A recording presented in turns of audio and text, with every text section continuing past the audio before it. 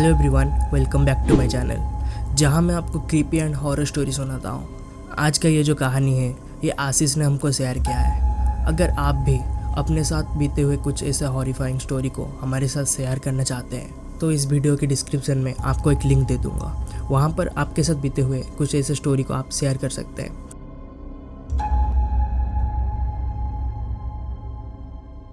हर किसी के लाइफ में कभी ना कभी कुछ ऐसा सिचुएशन आता है, वो कभी किसी मुश्किल में पड़ने जा रहा होगा, उसको कुछ ऐसा संकेत मिलता है ताकि वो उस मुश्किल से बच सके। लेकिन कभी कभी कुछ मुश्किल इतना बड़ा बन जाता है हम उससे कभी बाहर नहीं निकल सकते। ऐसा ही कुछ हुआ था आशीष के साथ। उसके एक गलती की वजह से वो उस सदमे से कभी बाहर नहीं निकल सका। तो जल्दी से ईयरफोन पहन लीजिए और सुनते हैं उसके कहानी को। आशीष हिमाचल प्रदेश के चितकुल नाम का एक गांव में अपने मम्मी पापा और दादा दादी के साथ रहता था। वो बचपन से ही बहुत ही लाड प्यार से बड़ा हुआ था। उसे जो भी पसंद आता था उसके दादा दादी उसके लिए खरीद लेते थे। वो अपने दादी से सबसे ज़्यादा प्यार करता था। उसके जो दादी थे वो उसके साथ एक दोस्त की तरह टाइम स्पेंड करते थे। जब भी आशीष स्कूल जाता था उसके दादी उसको स्कूल से लाने के लिए जाते थे। एक दिन अचानक आशीष के दादी जी बहुत ही बीमार पड़ जाते हैं। आशीष हर पल उनके पास बैठा करता था और उनसे स्टोरी वगैरह सुना करता था। धीरे धीरे उनकी दादी का तबीयत इतना ज़्यादा बिगड़ गया। एक दिन रात को सब सोते टाइम उनकी दादी का देहांत हो जाता है। उसके बाद आशीष जो उनको बहुत ज़्यादा प्यार करता था वो अकेला पड़ जाता है। बिल्कुल भी हमेशा अपने रूम में बैठा करता था, पढ़ाई वगैरह करता रहता था और अपने दोस्तों के साथ भी ज़्यादा टाइम नहीं स्पेंड करता था। उनके मम्मी पापा बहुत चिंता करते थे उसके बारे में। फिर स्कूल वगैरह खत्म हुआ, धीरे धीरे आशीष बड़ा हुआ। उसका नया नया कॉलेज हुआ था। घर में भी सब बहुत खुश थे। उसका जो कॉलेज था वो गाँव से थोड़ा सा दूर एक शहर में था। वहाँ पर आशीष ने एक पीजी लिया और हॉस्टल में जाके रहने लगा। पहला साल जो था उसके लिए नया नया कॉलेज में गया था, नया नया दोस्त वगैरह भी बनाया था। आशीष उनके जो दोस्त लोग थे उनके साथ भी बहुत घूमा करता था, शहर वगैरह घूमा करता था। ऐसे ही देखते देखते एक साल बीत गया। फिर सेमिस्टर वगैरह खत्म हो गया। जब छुट्टी वगैरह हुआ आशीष के जो दोस्त वगैरह थे वो सब अपने अपने घर को जाने लगे। आशीष का जो रूममेट था वो भी अपने घर को चला गया। आशीष अपने रूम में अकेला था। वो भी जाने का प्लान बनाता है अपने घर को, अपने गांव को, और बैग वगैरह पैकिंग करता है। ठीक उसी टाइम उसका एक दोस्त जो वहाँ पर लोकल में रहता था उसका कॉल आता है उसे। वो ऐसे आशीष को बोलता है कि भाई सुन, हम एक काम करते हैं, एक नया मूवी आया है, चलते हैं मूवी वगैरह देखते हैं, फिर तू रात को ट्रेन की टिकट करके चले जाना अपने घर को। फिर आशीष भी सोचता है हाँ अभी दिन का टाइम है, अभी भी जाके क्या करूँगा घर में, गांव में क्या करूँगा, अभी इधर थोड़ा सा घूम फिर लेता हूँ, रात को आराम से सो के चला जाऊँगा, सुबह सुबह गांव में पहुँच जाऊँगा। तो आशीष जाता है अपने दोस्त के साथ, वो टाइम स्पेंड करता है, घूमता है फिरता है, आराम से मूवी वगैरह देखता है। फिर ऐसे ही घूमते घूमते रात के 10 बज गए थे। फिर आशीष क्या करता है, ऑटो वगैरह बुक करता है स्टेशन जाने के लिए।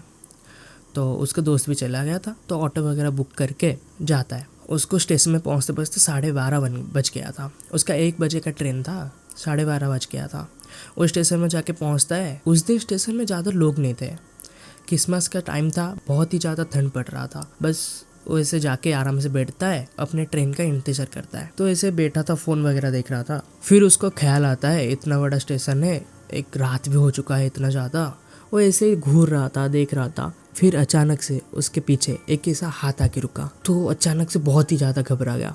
वो पीछे मुड़ के ऐसे देखा, उसके पीछे एक बूढ़ी औरत थी और एक अजीब सी स्माइल दे रही थी। वो ऐसे डर जाता है पहले तो। स्माइल करते करते उसको बोलती है कि बेटा तू जहाँ से आया है उधर चले जा, नहीं तो कुछ अच्छा नहीं होगा, कुछ अच्छा नहीं होगा। ऐसा ऐसा बोलते बोलते वो बुढ़ी औरत वहाँ से चली जाती है। फिर आशीष से घबरा गया, ये बुरी औरत कौन थी, अचानक से ऐसे आके ये चीजें बोलते गई। फिर वो सोचता है कोई पागल वगैरह होगी, ऐसे ही कुछ बोल रही होगी। फिर वो ऐसे बैठा था, ट्रेन का टाइम वगैरह डिले हो गया था।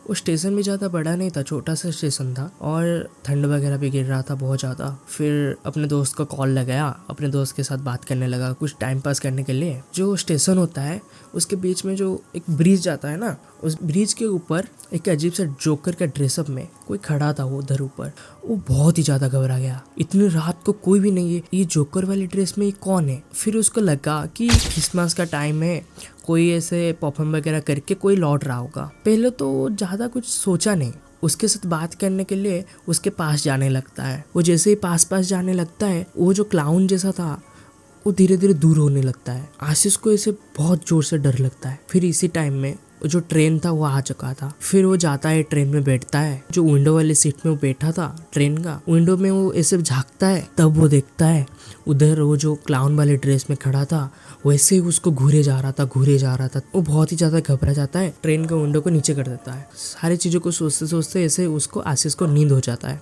फिर वो अगले स्टेशन में जाके रुका, तब उसको लगा कि इतना ज्यादा टायर्ड हो गया था इसीलिए ये सारी चीजें मेरे को दिखाई दी होगी। फिर वो जाता है चाय वगैरह पीने के लिए स्टेशन में। चाय पीते पीते फिर से उसकी नजर सामने पड़ती है। सामने वही जोकर वाला ड्रेस पहना हुआ क्लाउन उसको देख रहा था और स्माइल किया जा रहा था। उसके होश उड़ गए। वो इसे चाय को गिरा दिया और भाग के अपने सीट में जाके बैठ गया। उस वाले स्टेशन में जो क्लाउन था इस वाले स्टेशन में आके उसको ही घूरे जा रहा है। फिर वो जाके उधर बैठ जाता है। जैसे तैसे करके उस रात गुजर जाती है और सुबह सुबह जाके अपने गाँव में पहुंच जाता है। तो जाके अपने मम्मी को ये सारी चीजें बताए कि एक बूढ़ी औरत आती है, मेरे को ऐसे चीजें बोलती है। फिर क्या होता है, रात हो जाती है। आशीष अपने छत में ऐसे घूम टहल रहा होता है, अपने दोस्त के साथ बात कर रहा होता है।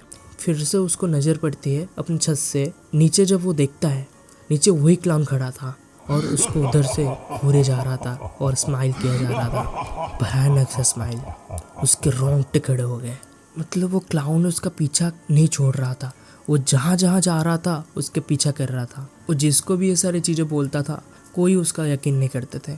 ऐसे ही कुछ दिन बीतता गया और जब भी रात होती थी उसको कहीं ना कहीं वो क्लाउन दिखाई देता था। फिर एक दिन क्या हुआ, उनके मम्मी डैडी जो थे उसको तांत्रिक को दिखाने के लिए लेके चले गए, जो कोई नेगेटिव चीज़ अगर आशीष के ऊपर होगी तो उसको सॉल्व करने के लिए।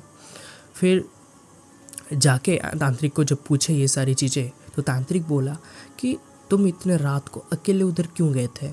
वहाँ पर तुमको जो बूढ़ी औरत मिली थी वो और कोई नहीं थी, वो तुम्हारी दादी थी। तुमको चेतावनी दे रही थी कि वहाँ से तुम निकल जाओ। तुमको कोई बड़ी चीज़ से वो बचा रही थी पर तुम नहीं माने, तुम इसीलिए इस परेशानी में पड़े हो। फिर वो जो तांत्रिक जो थे वो आशीष को ऐसे कुछ ताबीज़ वगैरह देते हैं बांधने के लिए और उस दिन से वो क्लाउन उसको दिखाई नहीं दिया। मतलब उसको क्लाउन ही क्यों दिखाई दे रहा था? स्टेशन में कुछ नेगेटिव पावर ऐसा था जो आशीष के पीछे पड़ गया था। हर किसी नेगेटिव चीज़ें के पीछे कोई ना कोई ऐसा पॉजिटिव चीज़ होता है जो हमको उससे बचाने की कोशिश करता है। I hope you all are enjoy this story.